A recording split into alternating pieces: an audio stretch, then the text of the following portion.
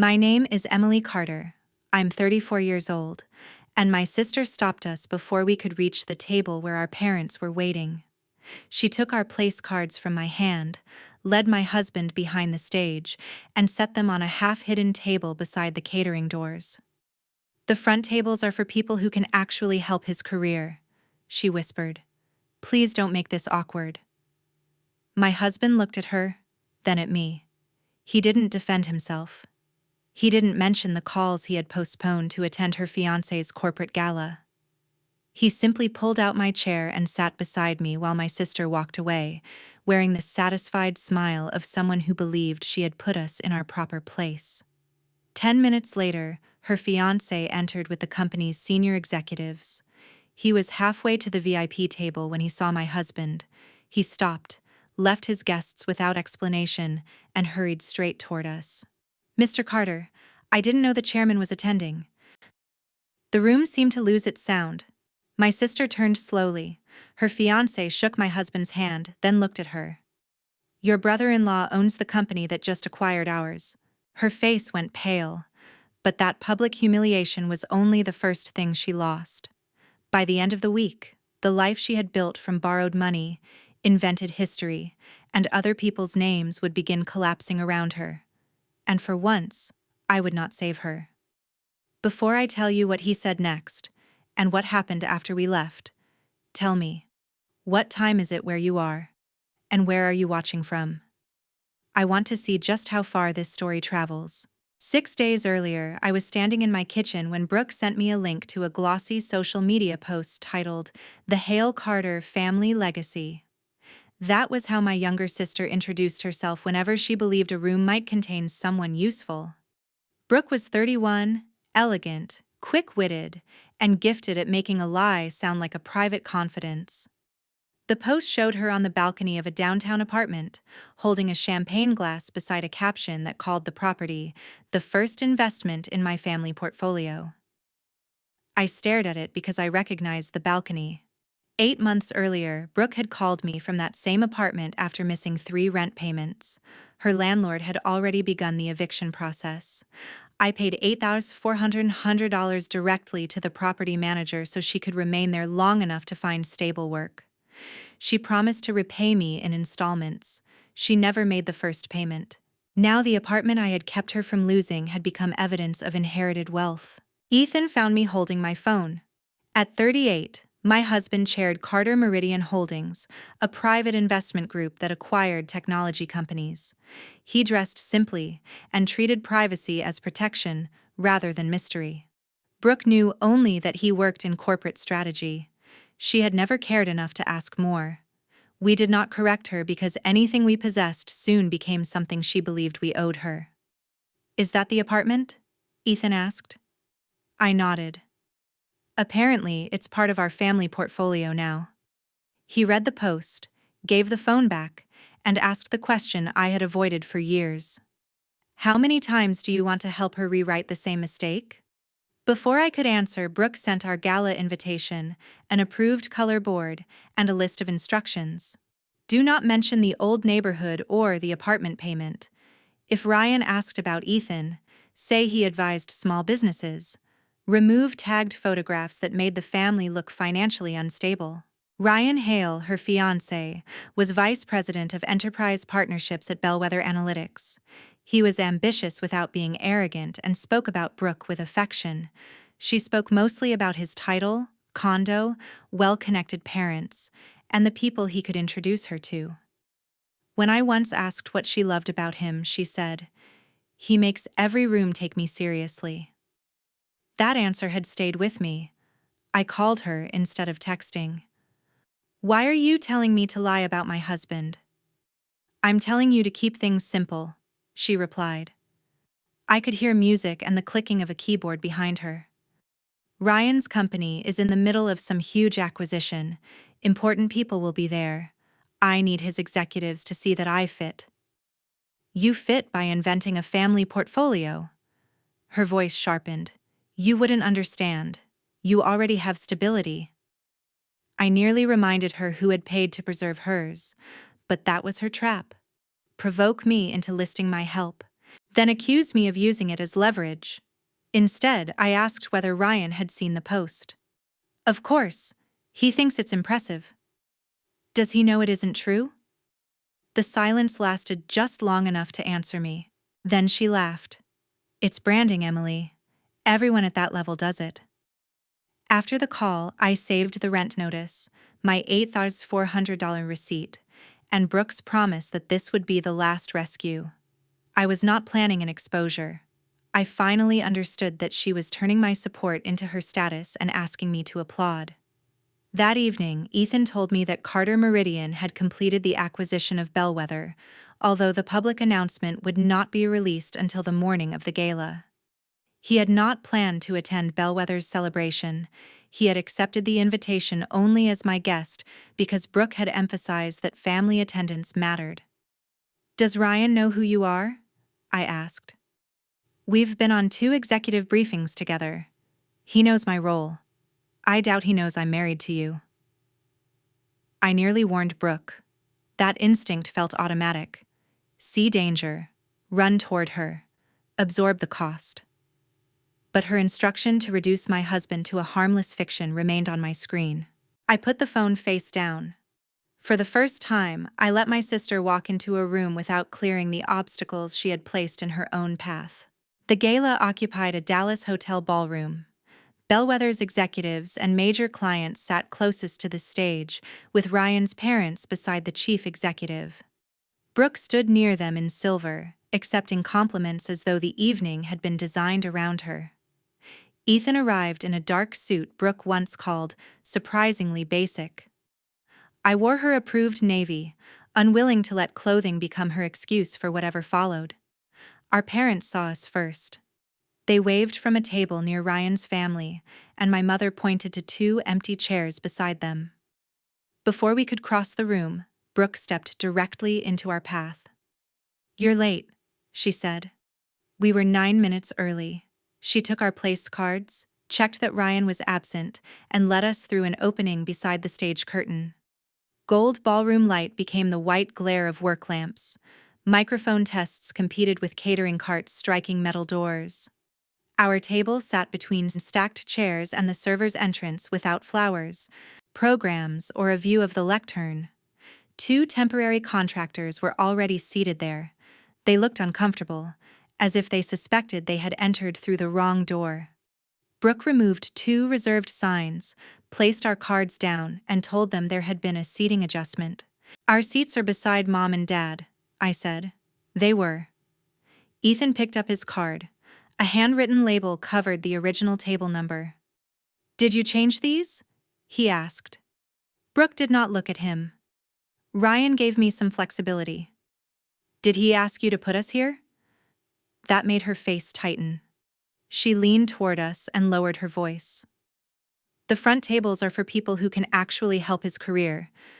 Tonight is important, and I can't have him wasting half the evening making polite conversation with people who have nothing to offer. My first emotion was shame, not about our place, but because I had spent years translating Brooke's cruelty into insecurity so I could love her without demanding change. I had paid hidden bills and explained her behavior to our parents. Now she used the stability we gave her as proof she had risen above us. You invited us, I said, because you're family. That doesn't mean you belong in every conversation. Ethan's hand settled lightly against the back of my chair. He was not restraining me. He was reminding me that I did not have to earn dignity by winning an argument. Brooke mistook his silence for embarrassment. Please just sit down, eat, and don't tell anyone those dramatic stories about helping me. Ryan's parents think our family is established. I need it to stay that way. And what exactly do they think Ethan does? I asked. She gave him a quick, dismissive glance. Consulting. Something with small companies. I kept it vague because Ryan works with serious people. For a moment, I considered telling her. 4 words would have ended the performance. Ethan owns the buyer. But if I warned her, she would change her seat, change her voice, and offer us the respect she believed power deserved.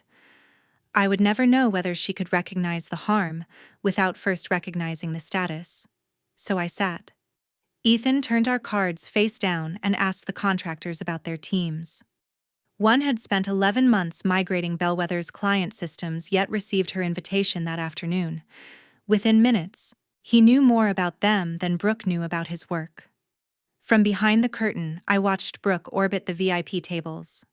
Once she caught my eye and lifted her glass by half an inch, a private toast to her victory. I felt something inside me become very still. What kind of sister invites you to celebrate her future, then hides you because your existence threatens the story she sold to obtain it? My mother texted, asking why we had not joined them. Before I could reply, Brooke appeared again and said Ryan had arrived with the acquisition team. She warned us not to approach him until after the speeches. Then the applause began. Ryan entered beside Bellwether's chief executive and 3 members of the integration committee. He greeted his parents, shook hands at the VIP table, and turned toward the stage.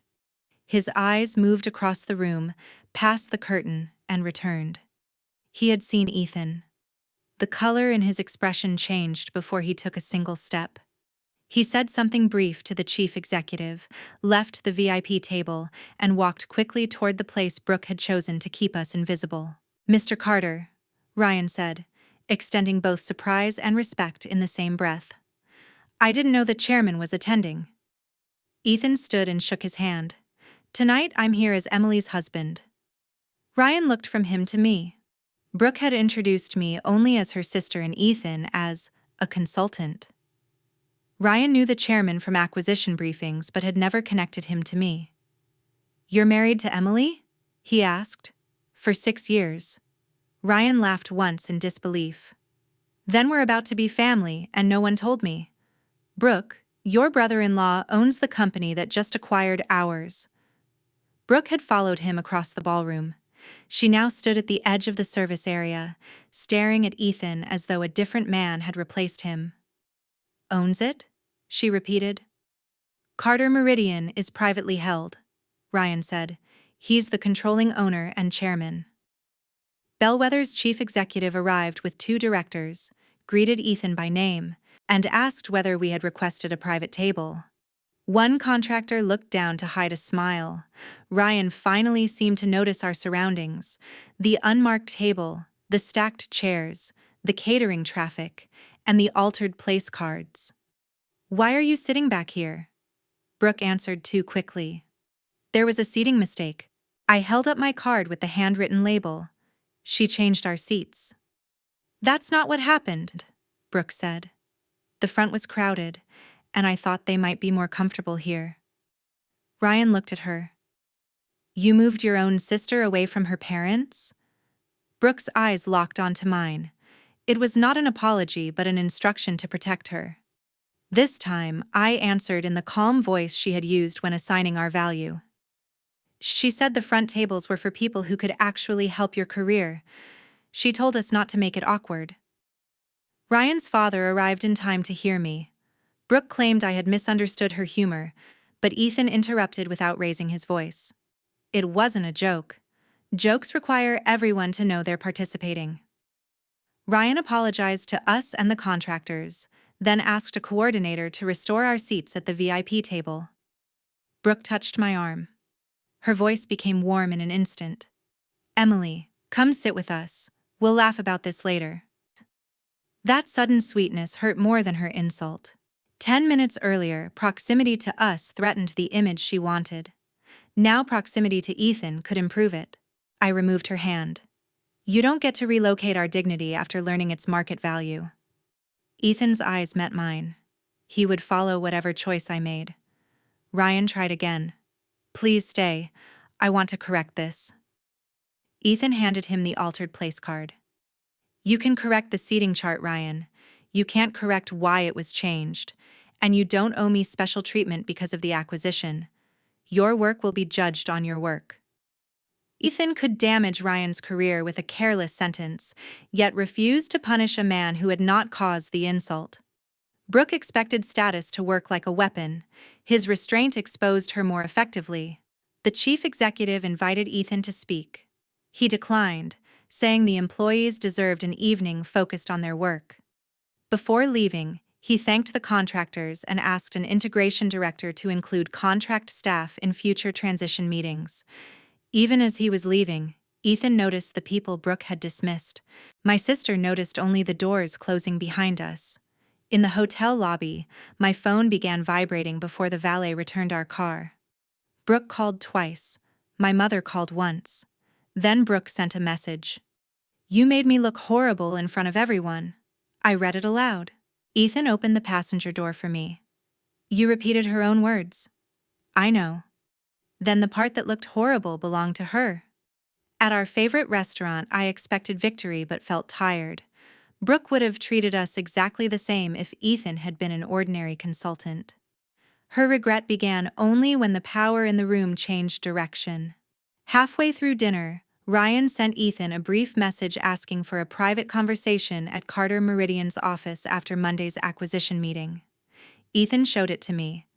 "If he wants the truth," I said, "I'm going to be the one who tells it."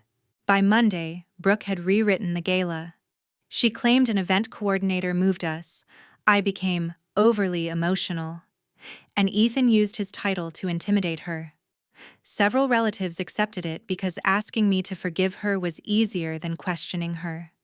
My mother said our departure had embarrassed both families. I sent the altered cards and Brooke's instruction that Ryan's executives were not our crowd. 10 minutes later, my parents apologized. I said I did not need them to attack Brooke. I needed them to stop making me absorb her behavior for the family's comfort. That afternoon, Ethan documented that Ryan's position would remain under Bellwether's existing management and recused himself from personnel decisions involving him.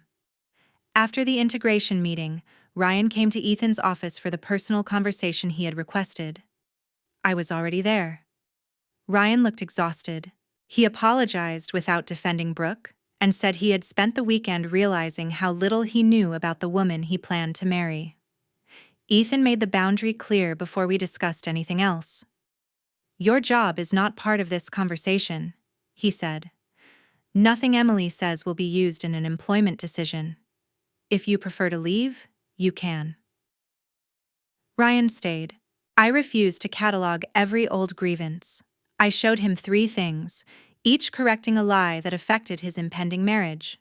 First came my $8,400 payment. Ryan believed Brooke owned that apartment. Second were her instructions to erase photographs and misrepresent Ethan's job. Third was her family legacy post beside the property record naming the real owner. Ryan did not speak for almost a minute. Then he opened his leather portfolio and placed a printed document on the desk. "Did you sign this?" he asked me. At the bottom of the page was my full name above a copied version of my professional email signature. The document described a proposed event consulting company called Brooke Hale Collective. It stated that I had committed $150,000 in matching capital from a Carter family property fund if Ryan and his parents invested the same amount. I had never seen it.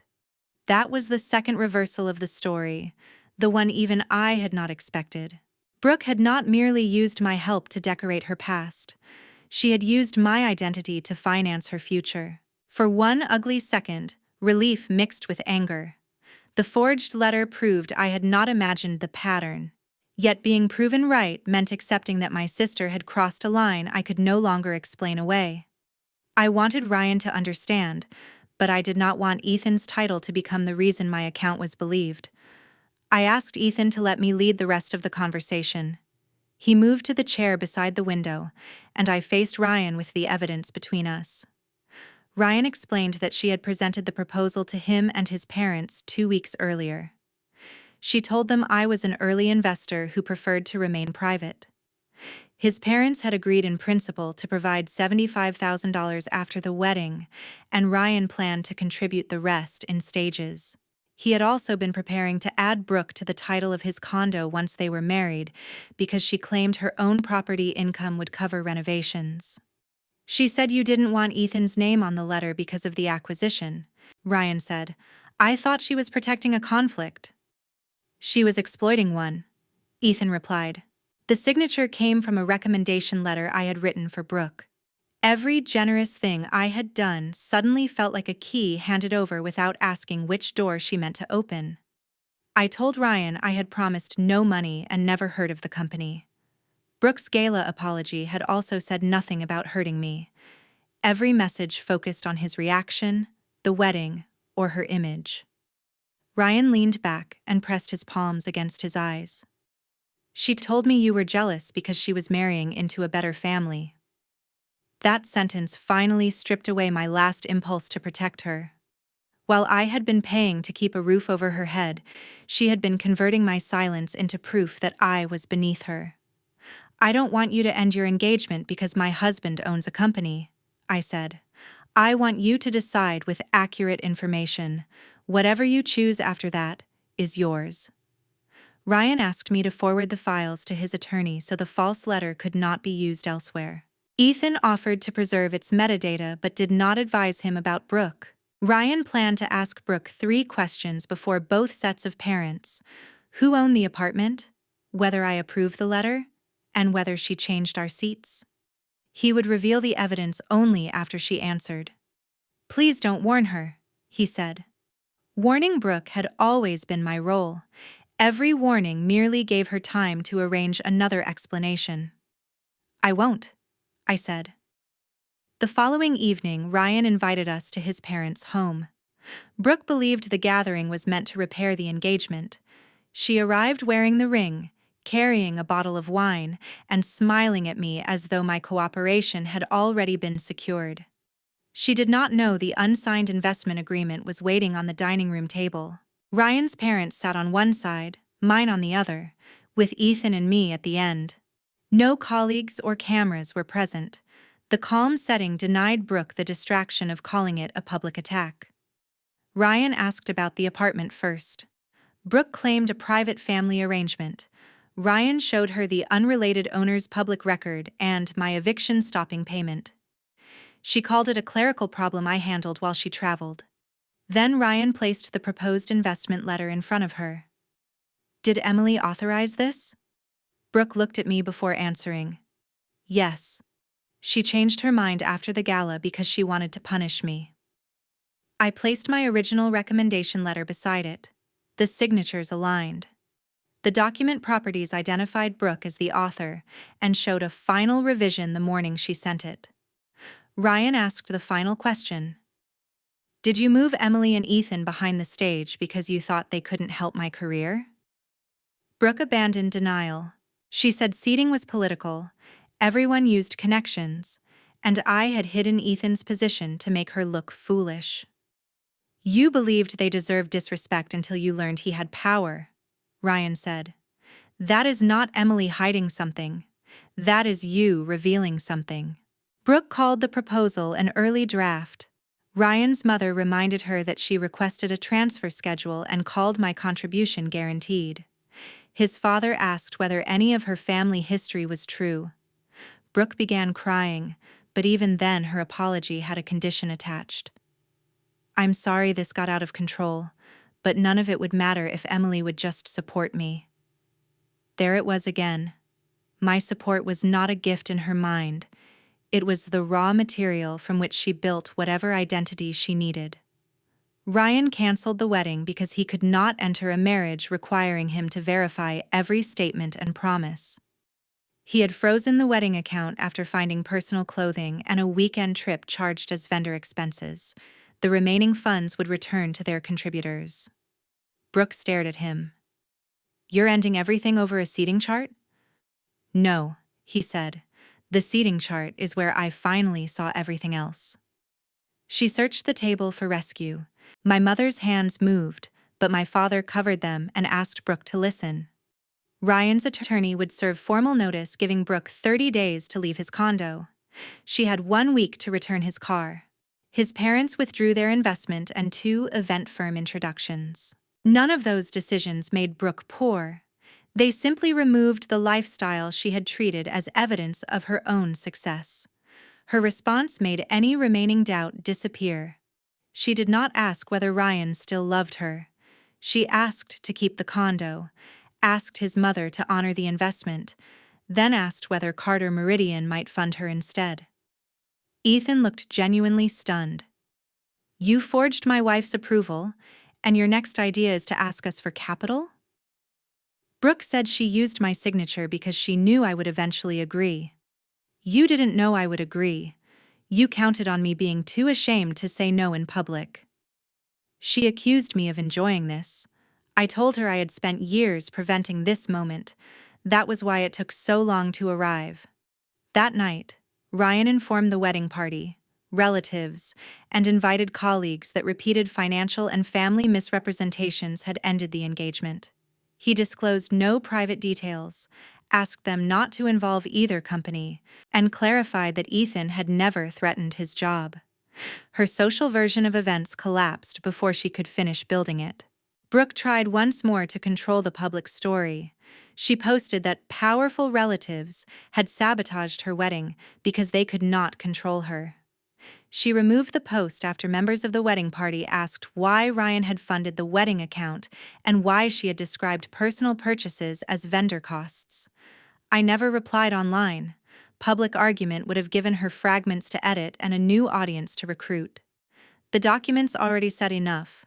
Within 72 hours, the venue canceled under Ryan's contract, his parents recovered their deposits, and 2 potential clients withdrew after learning neither family backed Brooke's company. Her private club acquaintances stopped calling once no wedding connected them. They had never been lifelong friends. The relationships existed through borrowed access. When Brooke asked to move home, my parents offered help finding an affordable room and employment resources, but no money or housing. My mother said, "Support that protects you from every consequence is not support anymore." Brooke called from an unknown number.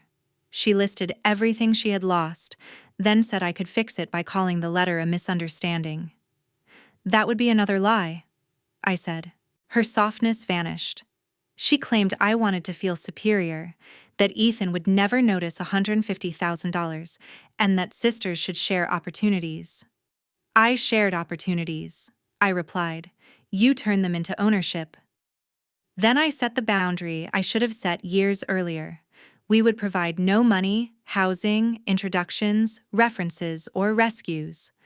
Our attorney would send a cease and desist notice over my signature and the Carter Meridian name. Further use would trigger a civil claim. Any future relationship required written acknowledgement, a realistic repayment plan, and sustained change. Not an apology meant to reopen our accounts. For once, Brooke had no immediate answer. In the family chat, I attached Brooke's seating instruction and a redacted investment letter.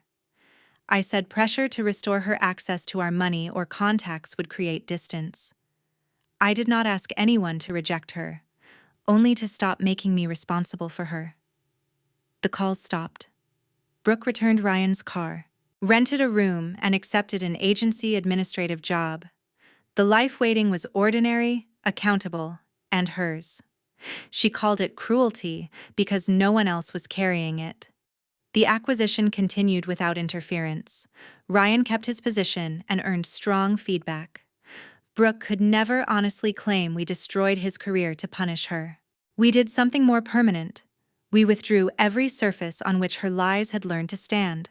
6 months later, the $8,400 had not been repaid, and I had not expected it to be. Brooke signed an acknowledgement of the debt after our attorney made clear that the document did not restore contact. She mailed one payment for $100, missed the next 2, and then sent a message through an aunt saying she wanted to move forward as sisters. I did not respond. Moving forward used to mean I walked first, removed every obstacle, and waited for Brooke to arrive without learning the road. Now it meant allowing her progress, or lack of it, to belong to her. There were days when that boundary felt less like strength and more like grief. I missed the sister I kept believing Brooke might become, especially when an old photograph or family joke appeared unexpectedly. But missing a possibility was not the same as trusting the person in front of me. I learned to let sorrow exist without treating it as an instruction to reopen the door. My parents stopped asking me to reconcile. They began seeing a counselor who helped them recognize how often keeping the family together had meant assigning the most responsible person the largest burden. I kept a relationship with them, but it changed. Love remained. Automatic access did not. Ethan and I returned to the same hotel for a bellwether leadership dinner in the spring. Ryan greeted us professionally, then spent most of the evening with his team. No one rushed across the ballroom. No one rearranged a table because of a title. When an event coordinator offered us seats at the front, Ethan asked whether 2 visiting contract managers could join us. As we approached the ballroom, Ethan quietly asked whether returning felt strange. It did. The service doors brought back the humiliation before I could stop it, but the memory no longer controlled my next decision. I squeezed his hand and walked in beside him. As I watched them take their places, I remembered the table behind the stage. Brooke had believed hiding us would prove she belonged among important people. Instead, that table exposed the difference between status and character. Status changes when someone powerful enters a room. Character is how you treat people before you know what they can do for you. I no longer celebrate what Brooke lost. I celebrate what I stopped losing. Peace, self-respect, and the energy I once spent repairing consequences I did not create. An apology offered only after the money, access, and protection disappear may sound like remorse, but sometimes it is simply panic at facing an unborrowed life. If you were in my position, would you reopen the door because she is family, or leave it closed until her actions, not her needs, prove she has changed? Tell me your choice in the comments. We truly appreciate every viewer who supports our stories. Everything in this video is fictional and intended only for educational entertainment and dramatic reflection. We hope it reminds you that a person who truly wants to repair what they broke will not pressure you to forget the damage before they have earned back trust. Real accountability has patience, humility, and consistent action.